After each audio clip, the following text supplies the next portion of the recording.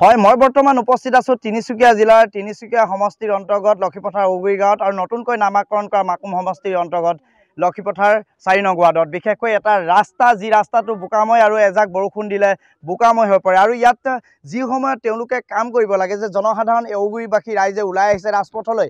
সতীৰ্থক দেখুৱাবলৈ অনুৰোধ জনাইছোঁ, মহিলাসকল ওলাই আহিছে আৰু শিশুসকল বিদ্যালয়লৈ যোৱাৰ সময়তে এনেধৰণে ৰ'বলগীয়া হৈছে। বিশেষকৈ তেওঁলোকৰ সঘন যাতায়াত যিটো মূল পথ, এই মূল পথটোৱে বোকা, যথেষ্ট বোকা আৰু বজাৰৰ পৰা আৰম্ভ কৰি বিভিন্ন ধৰণৰ এই যি বজাৰ সমাৰ যায় আৰু বিদ্যালয়লৈ যায় সেই সময়তে যাবলৈ যথেষ্ট অসুবিধা হয়। সেইকাৰণে এইসকল ৰাইজ, এই লক্ষীপথাৰ ঔগুৰিবাসী ৰাইজে ৰাজপথলৈ ওলাই আহিবলগীয়া আছে। আমি ইয়াৰ বিষয়ে সবিশেষ জানিবলৈ চেষ্টা কৰিম। আমি এগৰাকী মহিলাৰ কাষলৈ যাব বিচাৰিছোঁ, যিহেতু ইয়াত মহিলাসকল যি সময়ত কামত ব্যস্ত থাকিব লাগে তেনে সময়তে ৰাজপথলৈ ওলাই আহিছে।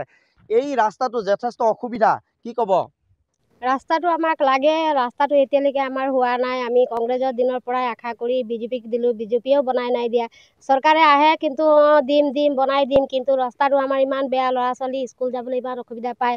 কিন্তু আমাৰ বেমাৰ আজাৰ হ'লেও আমি ৰাস্তাটোৰ কাৰণে হেৰি নহয়, গাড়ী চাড়ী অসুবিধা পাওঁ আমি।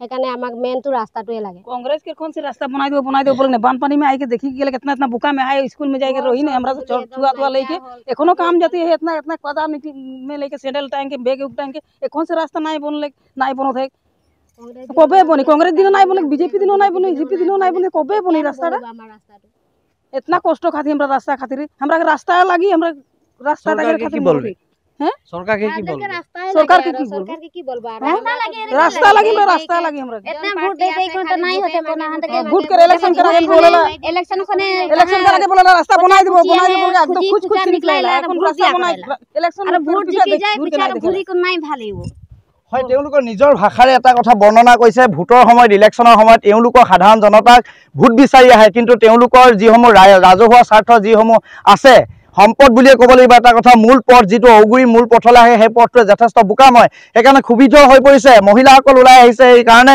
যে তেওঁলোকক ৰাস্তাটো লাগে। আমি আন এগৰাকী কাষলৈ যাব বিচাৰি, স্থানীয় যুৱক আছে, কি ক'ব?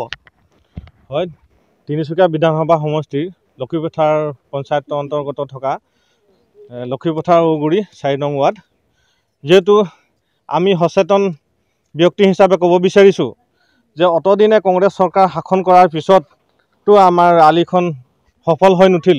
তাৰপিছত বিজেপি চৰকাৰ আহিল, ইমান ডাঙৰ ডাঙৰ ঢৌ বজালে, উন্নয়নমূলক ঢৌ বজালে।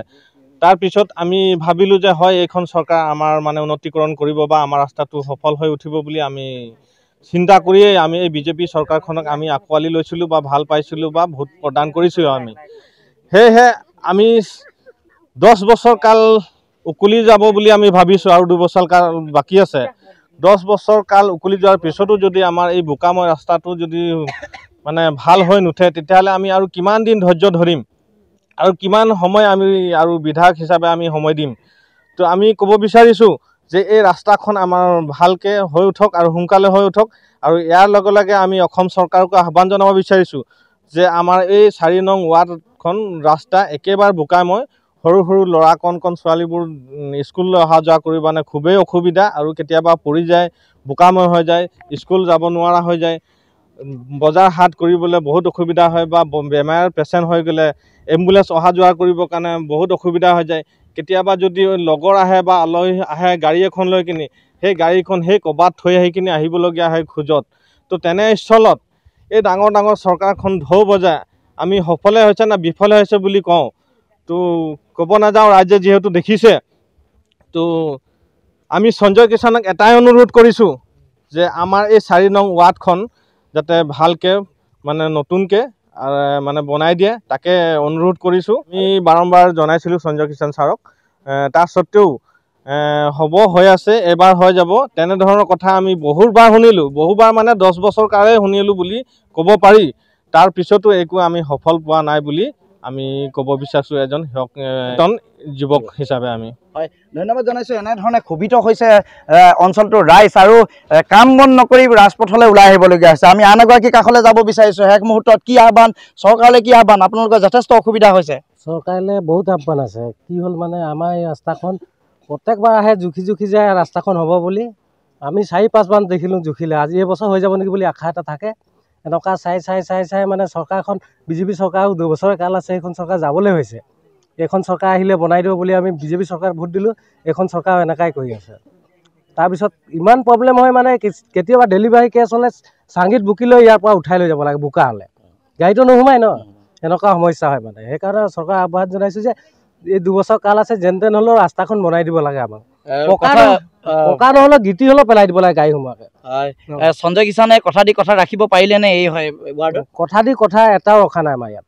এনেই দুবাৰ বানপানীত আহি নিজে চাই গৈছে, তথাপিও আজিলৈ একো কৰা নাই মানে। হয়, এনেধৰণে অঞ্চলটো যথেষ্ট ক্ষোভিত হৈ পৰিছে। আৰু মই য'ত উপস্থিত আছোঁ এয়া হৈছে তিনিচুকীয়া সমষ্টিৰ অন্তৰ্গত আৰু নতুনকৈ অন্তৰ্ভুক্ত হোৱা মাকুম সমষ্টিত উপস্থিত আছোঁ। আৰু 4 নং ৱাৰ্ড ঔগুৰি লক্ষীপথাৰ ঔগুৰি গাঁৱত উপস্থিত আছোঁ। যিহেতু এটা কথা উল্লেখ কৰিব লাগিব, ইয়াত জনসাধাৰণ ৰাইজসকল যথেষ্ট ক্ষোভিত হৈ ৰাজপথলৈ ওলাই আহিছে।